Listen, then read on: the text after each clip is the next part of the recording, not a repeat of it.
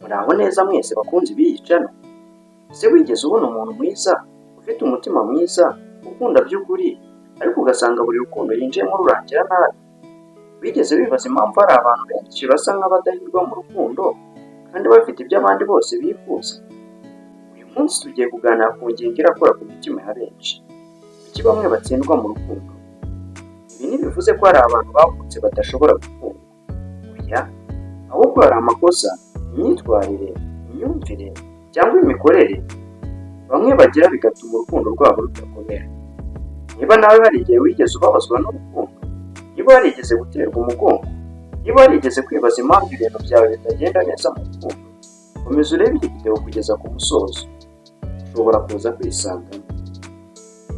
Ikintu cya mbere tugiye guheraho ni ugukunda umuntu utagukunda nk'uko umukunda. Ikosa rya mbere rituma abantu benshi batsindwa mu rukundo ni ugukunda umuntu ukarenza uko agukunda. Hari igihe umuntu aguha 20%, nawe ukamuha 100%. Wowe umutekereza umunsi wose, ukamuhamagara buri kanya, ugahora ushaka kumenya amakuru ye, ariko akakwibuka ari uko hari ikintu agushakaho. Urukundo rufite amahirwe menshi yo gutsinda impande zombi mu gihe hashorwa imbaraga zingana. Iyo umwe ari we wiruka inyuma y'urukundo wenyine, amaherezo arananirwa. Ikintu cya kabiri ni ukutikunda mbere yo gukunda undi. Abantu benshi binjira mu rukundo bashaka umuntu uzabaha ibyishimo, nyamara bo ubwabo batabyifitemo. Iyo umuntu adakunda ubuzima bwe, adaha agaciro ubuzima bwe, ariko wahora akeneye kwemezwa n'undi muntu, ibi bituma aba umunyantege nke mu rukundo. Urukundo rwiza ntirukiza ibibazo byose byo mu mutima, ahubwo rutuma abantu babiri bamaze kwiyubaka bafatanya urugendo. Niba utazi agaciro kawe, biroroshye ko n'abandi batakamenya. Ikintu cya gatatu ni uguhitamo umuntu hashingiwe ku bwiza gusa. Ubwiza bushimisha amaso, ariko ntibwubaka urugo. Hari abantu benshi bahitamo abakunzi babo kubera isura, amafaranga cyangwa ubwamamare bafite. Nyuma y'igihe gito bakabona ko ibyo babakurikiyeho bidahagije. Imico niyo yubaka urukundo ruramba, umutima mwiza uruta isura nziza. Ikintu cya kane ni ukutaganira neza. Itumanaho ni umutima w'urukundo. Hari abantu benshi bumva ko umukunzi wabo agomba kumenya ibyo bifuza. Hari abantu benshi bumva ko umukunzi wabo agomba kumenya ibyo batekereza batabibwiwe. Hari abantu benshi bumva ko umukunzi wabo agomba kumenya ibyo batekereza atabibwiwe. Iyo bitagenze gutyo, bararakara. Ariko ukuri ni uko nta muntu usoma ibiri mu mutima wundi. Abakundana bagomba kuvugana ku byishimo, ku bibazo, ku ntego no ku byifuzo byabo. Iyo ibiganiro bipfuye, urukundo narwo rutangira gupfa buhoro buhoro. Ikintu cya gatanu ni uguhora bashaka umuntu utungana. Hari abantu badahora banyuzwe buri gihe babona amakosa ku muntu bakundana. Uyu ngo ni mugufi, undi ngo aracecetse, undi ngo ntabona amafaranga ahagije. Bashaka umuntu utagira inenge. Ariko ukuri ni uko nta muntu utunganye ubaho. Abatsinda mu rukundo si ababona abantu batunganye, ahubwo ni abemera gukundana n'umuntu ufite intege nke nk'uko nabo bazifite. Icya gatandatu, ibikomere byo mu rukundo rwabanje cyangwa urukundo rwashize. Hari abantu benshi bakomeretse cyane mu rukundo rwabanje. Barabeshywe, baratereranywe, barababajwe. Iyo binjiye mu rundi rukundo, baba bafite ubwoba bwinshi.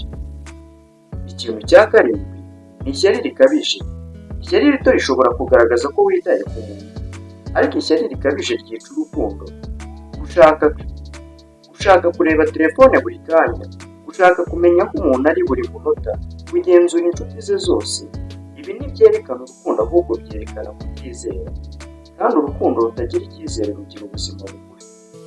Icya munani ni ukubeshya no guhisha ukuri. Ikinyoma kimwe gishobora gusenya imyaka myinshi y'icyizere. Hari abantu batangira urukundo bubaka ishusho itari iyabo, bakabeshya ku buzima bwabo, ku mafaranga yabo cyangwa ku migambi yabo. Ariko ukuri guhora gusohoka. Iyo icyizere kimaze gusenyuka, biragorana kongera kucyubaka. Icya cyenda ni ugukunda amafaranga kurusha umuntu. Amafaranga ni ingenzi mu buzima, ariko iyo ahindutse impamvu nyamukuru y'urukundo, ikibazo kiratangira.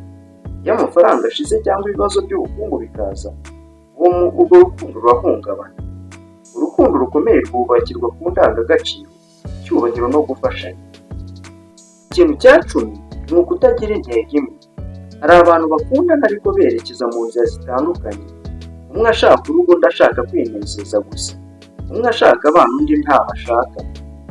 Umwe ashaka kubaka ejo hazaza, undi aba yitekerezaho gusa.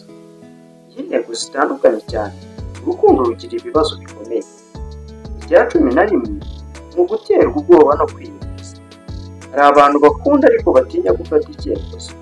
Iyo urukundo rurangiye, iyo urukundo rutangiye gukomera, batangira gusubira inyuma. Batinya kubabara, batinya inshingano, batinya ejo hazaza. Ayo makenga menshi atuma amahirwe meza abacika. Icya cumi na kabiri ni ukudafata urukundo nk'inshingano. Abenshi batekereza ko urukundo ari ibyiyumvo gusa, ariko urukundo ni icyemezo gifatwa buri munsi.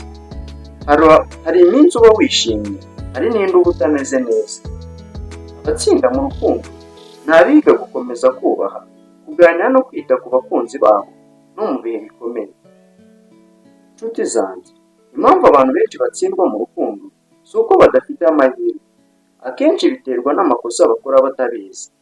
Ariko inkuru nziza ni uko ayo makosa ashobora gukosorwa. Niba warigeze gutsindwa mu rukundo, ntibivuze ko uzahora utsindwa. Niba warababaye, ntibivuze ko utazongera gukunda. Kandi niba waratakaje umuntu wakundaga, ntibivuze ko amahirwe yawe yarangiye. Buri rugendo rutwigisha isomo. Buri gikomere gishobora kuvamo ubwenge. Buri gutsindwa gushobora kuba intambwe ikujyana ku intsinzi kandi ikomeye. Andika muri comment uti ni iyihe mpamvu wumva ikunze gutuma abantu benshi batsindwa mu rukundo.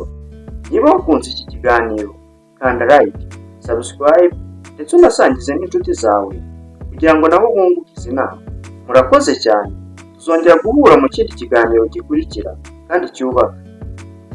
Ngaho usigare amahoro.